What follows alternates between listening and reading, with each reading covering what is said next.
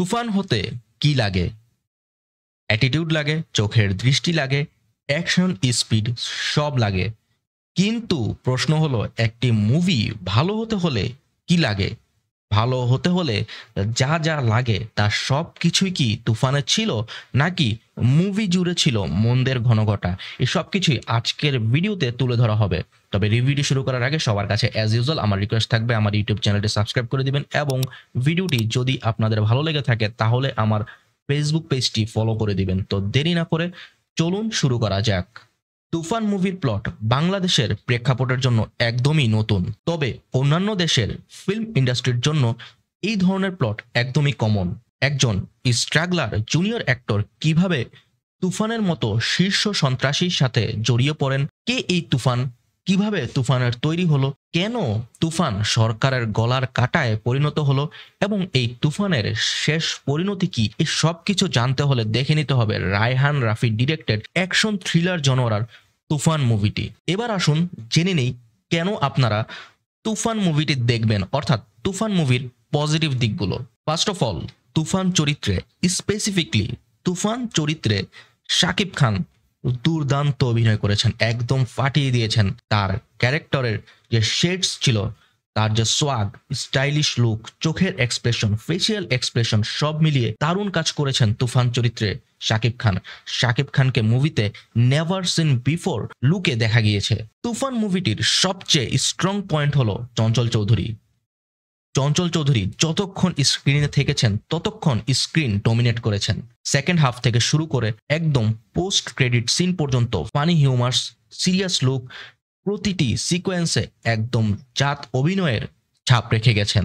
চঞ্চল চৌধুরীর সিআইডি আকরাম চরিত্রটি নিয়ে একটি স্পিন অফ মুভি বা কোনো ওটিটি সিরিজ তৈরি করা এখন সময়ের দাবি।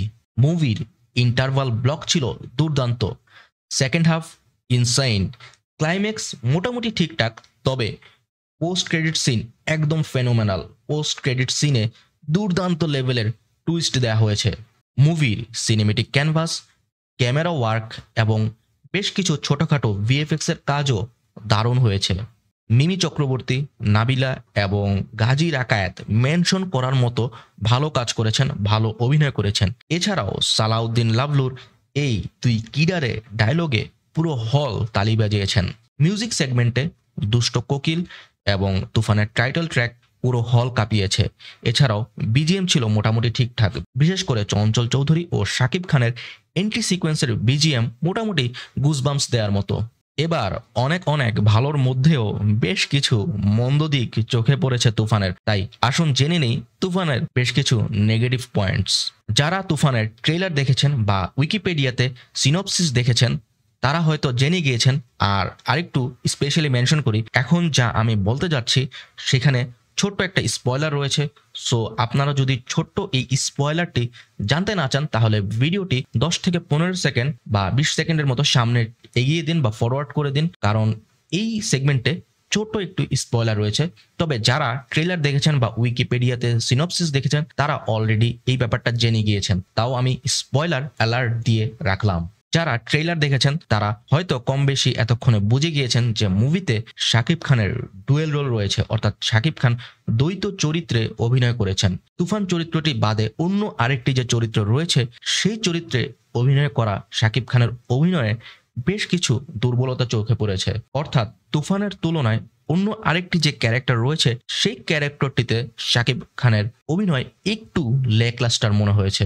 তুফানের মতো অ্যাকশন থ্রিলার মুভির শুরু থেকেই পিক করা উচিত ছিল। তুফান কিন্তু শুরুটাও পিক মোমেন্ট দিয়ে শুরু করেছিল, তবে 3-4 মিনিটের পিক মোমেন্ট পরে তুফান প্লট বিল্ডিং করতে গিয়ে একদম স্লো হয়ে যায়, অর্থাৎ ফার্স্ট হাফের 30 থেকে 40 মিনিট আপনার কাছে অনেক স্লো এবং বোরিং মনে হবে। সবার কাছেই তুফান কখন আসবে, তুফান কখন আসবে এরকম একটা অস্থিরতা কাজ করতে থাকে।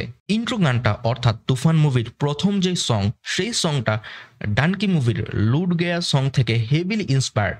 কিছু কিছু টোন এবং ডান্স স্টেপস হুবহু কপি করা হয়েছে, যা কোনো দরকারই ছিল না। কিছু কিছু সিকোয়েন্স অনেক বেখাপ্পা মনে হয়েছে। এই যেমন ধরুন, তুফান বাংলাদেশে তার আলিশান রাজপ্রাসাদে থাকেন, অথচ পুলিশ তাকে খুঁজেই পায় না। তুফান হুটহাট এদিক সেদিক ঘুরে বেড়ান, এদিক সেদিক চলে যান, অথচ পুলিশের কাছে তার ঠিকঠাক কোনো ছবিই নেই। এছাড়াও মুভিতে 90 দশকের একটা এনভায়রনমেন্ট ফুটিয়ে তোলার চেষ্টা করা হয়েছে, সেটাও ঠিকঠাক মতো করতে পারেননি। মুভিতে প্রচুর পরিমাণে কলকাতার আর্টিস্ট ব্যবহার করা হয়েছে। অনেস্টলি চঞ্চল চৌধুরী আসার আগ পর্যন্ত মুভি দেখলে মনেই হবে না এটা যে বাংলাদেশের মুভি, অর্থাৎ মুভিতে বাংলাদেশি মুভির যে ফিল বা ভাইব রয়েছে সেটা অনেকটাই মিসিং ছিল। ওভারঅল তুফান মুভিটি বাংলাদেশের প্রেক্ষাপটের হিসেবে একটি দুর্দান্ত কমার্শিয়াল মুভি। তুফান মুভিটির জন্য রায়হান রাফি দারুণ এফোর্ট দিয়েছেন। আমরা সবাই জানি রায়হান রাফি একজন ট্যালেন্টেড ডিরেক্টর এবং তিনি সবসময় কোয়ালিটি কন্টেন্ট তৈরি করেন।